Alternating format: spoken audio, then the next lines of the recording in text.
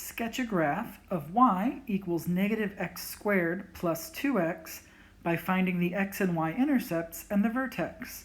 Use the axis of symmetry to plot an additional point. Again, we're going to start with the vertex. And we know that the vertex has an x-coordinate given by the opposite of b over 2a. In this case, b is 2, so the opposite of b is going to be negative 2. And then in the denominator, we've got 2 times a. A here is going to be negative 1. There's an invisible 1 there. So we've got 2 times negative 1 in the bottom. This gives us negative 2 over negative 2. And when we divide, we get 1. So the x-coordinate of the vertex is going to be 1. To find the y-coordinate, we simply substitute 1 in for x, and then we can solve for y. 1 squared is 1, and the opposite of 1 is negative 1. So we've got negative 1 plus 2, and negative 1 plus 2 is positive 1. So our vertex is going to be at the point 1, 1, which is right here. In fact, we can even draw in the axis of symmetry now, because we know we will eventually need it. All right. Also, we notice that because the leading coefficient is negative, this is going to be a parabola that opens downwards. So we can expect the parabola to open downwards from there. We just need these other points to figure out how wide or narrow it's going to be. Let's move on to the intercepts. The y-intercept is the easiest because it just comes from the constant term. And since there is no constant term, that's going to give us a y-intercept of 0.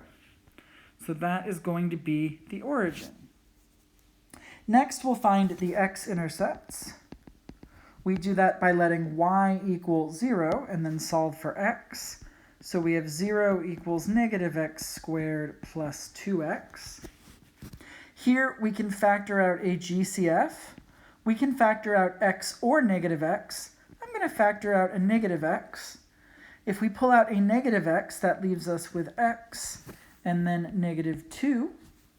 So then we can set each of these factors equal to 0. The opposite of x equals 0, or x minus 2 equals 0. To get x alone, to get rid of that negative, we can divide both sides by negative 1. But 0 divided by negative 1 is still 0.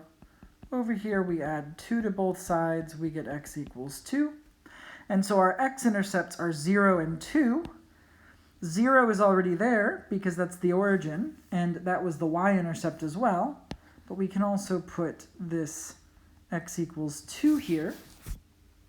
Now we do have a little bit of a conundrum because we don't have an additional point somewhere that we can mirror across.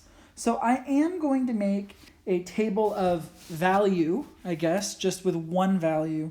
I'm going to do this to get just another point.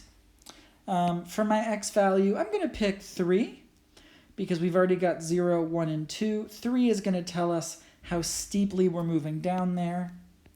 So when I plug in 3, we've got the opposite of 3 squared plus 2 times 3. That's going to give us negative 9 plus 6, which is going to be negative 3. So we've got the point 3 comma negative 3, which is right there. And now we can use our axis of symmetry to plot the point that is a mirror image of this, which is going to be right there. So we plot that point, and then we can draw our beautiful parabola opening downward. And we can label this y equals negative x squared plus 2x, and we're done.